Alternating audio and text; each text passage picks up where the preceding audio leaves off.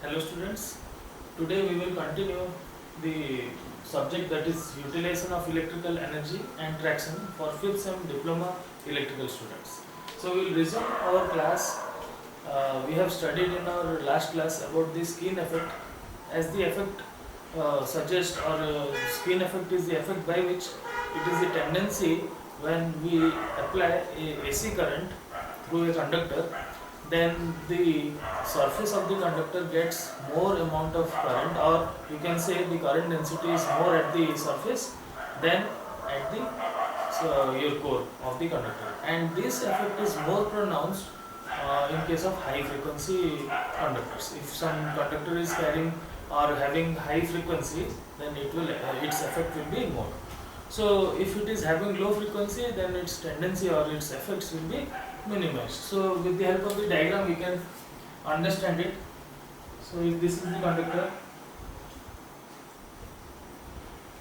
right, so this is the conductor and it is having frequency or low frequency,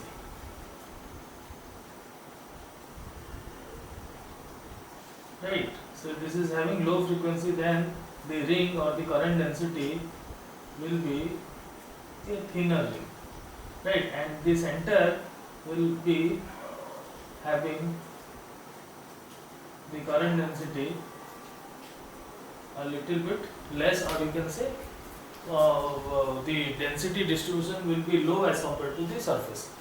As now if you compare with a high frequency one, what will happen? The same conductor, I have drawn a conductor, right. So this is the conductor and it is having a high frequency. What will happen? It will have the current distribution or the density more at the surface. So this tendency can be called as your skin effect. It is more pronouncedly, you can observe this at your transmission lines. This occurs, right. So this is the core of the conductor which carries least current, but the outer surface is having the current density or the distribution of the current at the outer ring is higher. So it is high frequency.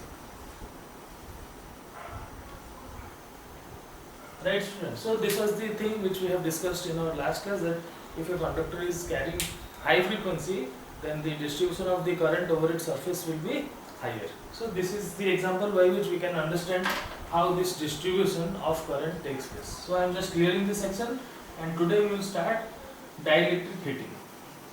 Right. So before going to dielectric heating, let us understand how this dielectric heating works. Right. So let me draw a diagram so that it will be easy for us to understand and analyze it. Right.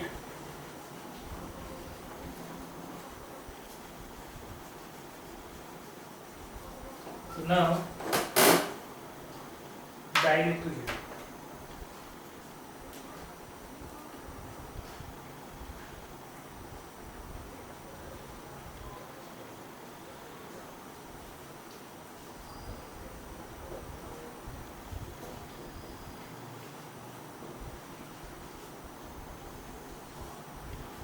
Right. So dielectric heating, let me draw a diagram and I will explain you.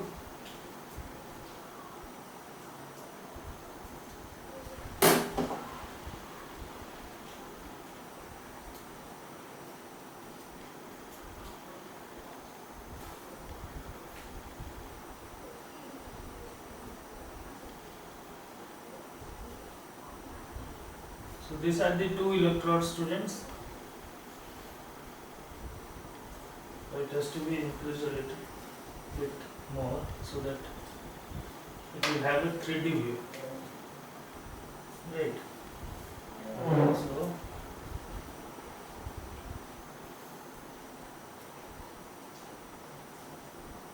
yes, it is good now. My drawing is not perfect, but still then I am managing.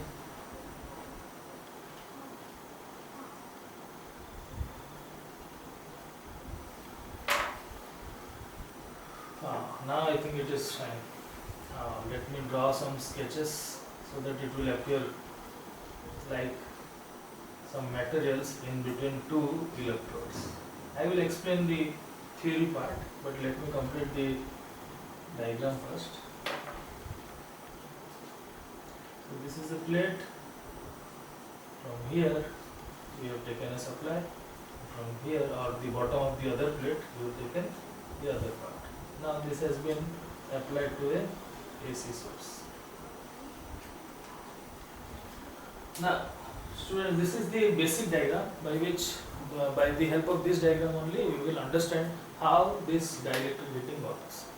Now before getting into this dielectric heating, let us know the usual voltage and the usual frequency, or you can say the operating voltage at which this dielectric heating works, and also the frequency at which it works. So basically this works from the range of frequency 10 to 30 mega cycles per second, and the voltage is well above 20 kV.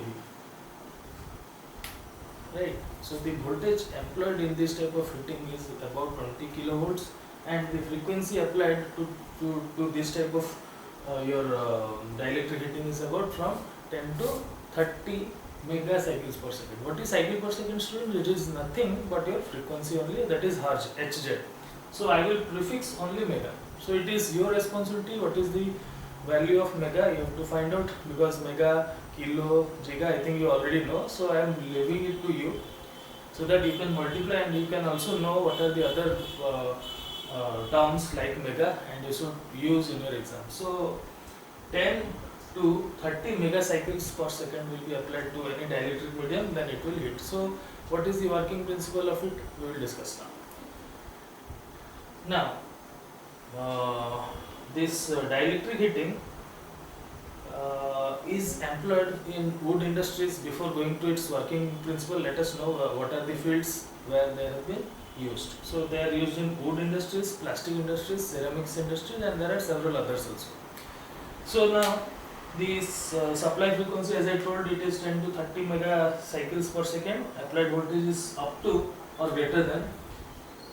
So let me write down greater or equal to. Right. So it will be greater or equal to 20 kilovolts, or sometimes it is taken beyond or below 20 kilovolts also.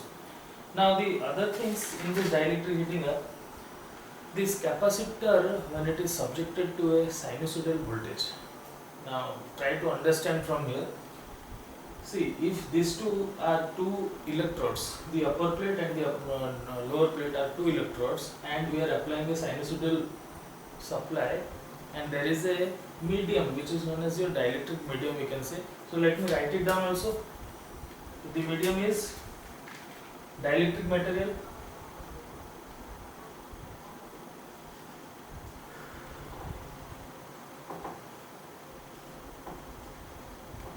Dielectric material, right? And these two are your electrodes.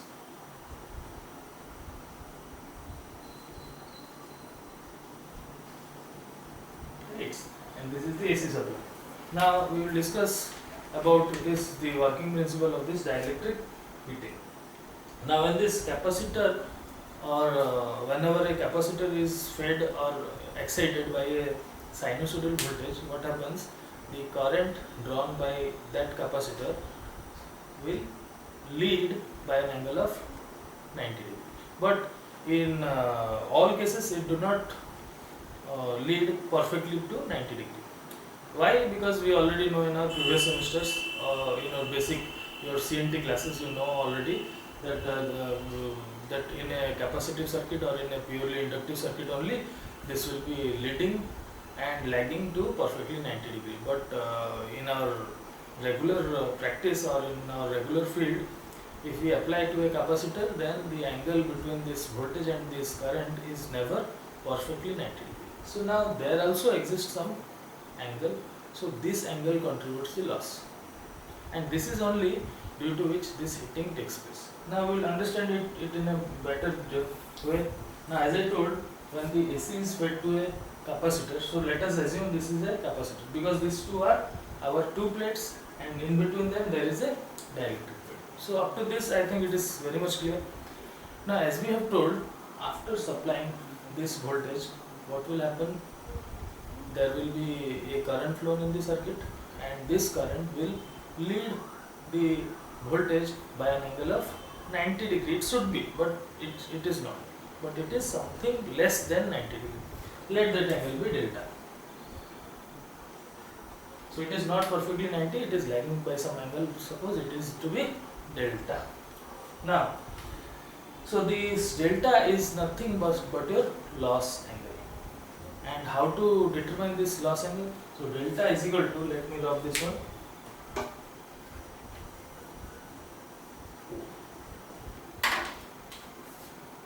Delta is equal to 1 by 2 pi rho into 10 to the power minus 7 divided by mu r into f.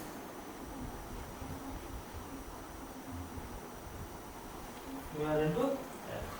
So this formula will give you the delta. And what is this delta? Delta is known as your loss angle. So this is a formula which will determine you to find out delta or loss angle. Now the parameter used in this formula, that is rho, it is your resistivity, or we already know that rho is nothing but your resistivity. Similarly, what is mu r? It is the relative permeability. Now f is our frequency and there is no other things. So you can put the formula and you can compute the delta or your loss angle. Now with the help of a equivalent diagram to this, we will explore, we will try to understand or analyze it. So let me clear this section.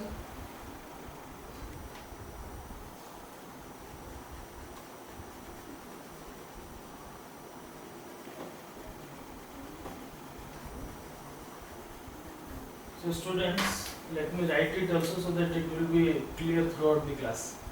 10 to 30 mega cycles per second is its frequency and voltage is about 20 kilovolt. Now let us draw the equivalent circuit diagram. So the equivalent circuit diagram can be drawn in this way. Suppose this is the capacitor and there will be some resistive current also. I will explain why this resistance is introduced over here. So let me just finish this diagram.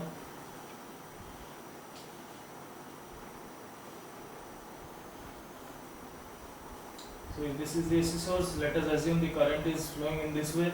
So this is the total current, this is the current IC, because due to capacitance current IC, and this current will be IR, right? So this is the voltage, this is resistance R, this is the capacitance value C. Now due to this and this, the vector diagram can be this way. Suppose this is the voltage waveform. So due to voltage waveform, what will happen? After voltage, the current will lead to an angle of 90. It should be to 90 degree, but it do not know. So let us first draw the angle of the current. So this is IC. What is this IC? IC is nothing but your capacitive current. Now this is your IR. No, not IR, this is I, total current. And this is IR. What is IR? The current due to resistance. And this was the total angle which should be 90 degree, but it fails to some angle, that means this is delta. Right now, the loss angle is the or the angle which it lacked. So how much it lacked? It lacked only this much. So this we can take it as 5. Right, now I will compare and how this resistance value, how this vector diagram is drawn, I will make you understand. So now students, from here we have understood after supplying the voltage, the current starts to take a leading current which was not perfectly 90 but to some angle which is known as your phi, and the amount of the angle which it lagged is denoted by delta. Now, there will be some current in the circuit which will be due to resistance. Then you will say how the resistance come, because in this dielectric medium there will be some less opposition to the current or the material which will allow or which will behave like resistance. So the current taken by those material will be in phase with our direct or your load current. So I have taken this resistance due to that. So its current or your waveform due to IR will be in phase with your voltage. So that is the reason why I have written IR is in phase with V. So if they are in phase, what will happen? They will both lie on the same line. So that is the reason why IR and V are in the same line. Now, the capacitive current is over here. It should be 90 degree, about 90 degree, but it is not happening now. So this is denoted by IC, which is this current. So what is the total current? This is the total current. So this I have denoted as I. So this is the total quanta by which it works. And the final thing which I want to say, this IR is responsible for heating. Why? Because it is in the component of V, which is directly responsible for the production of your heat loss. So due to IR only this heat is produced. Now further students, how to determine the value of capacitance over here. So capacitance can be found out by C is equal to K into K0 into A divided by D. I have written in a block so that it can be easily remembered also. So what are the parameters over here? What is K? You can note it down also. K is your relative permeability. K naught is your permeability of vacuum. So it is the permeability of vacuum. K is your relative permittivity, and the value of K0, that is due to vacuum, is 8.854 into 10 to the power minus 12. So the value 8.854 into 10 to the power minus 12 you should remember. So let me write it also. K0 is equal to 8 into 8.854 into 10 to the power minus 12. Yes. Now what are this A and D? This A is the surface area of the electrode. This surface area total. This surface area of the electrode in meter square, because area is always in square. So if the unit is in meter, you have to express it in meter square. Now the D. What is the D? Distance between these two electrodes. These two distance. And it should be also denoted in meters. So both the units, this area should be in meter square and the distance between the two electrodes in meters. Now for the students, we have the advantages of this type of heating. So look, this type of heating has several advantages. Why several advantages? Because by the help of this, we can heat the material which are having less or poor conductivity to heat also. So those things are poor conductor of heat also can be heated by this method. So it is very helpful also. Now, so what are the fields in which they are employed? So they are employed in welding and manufacturing of synthetics.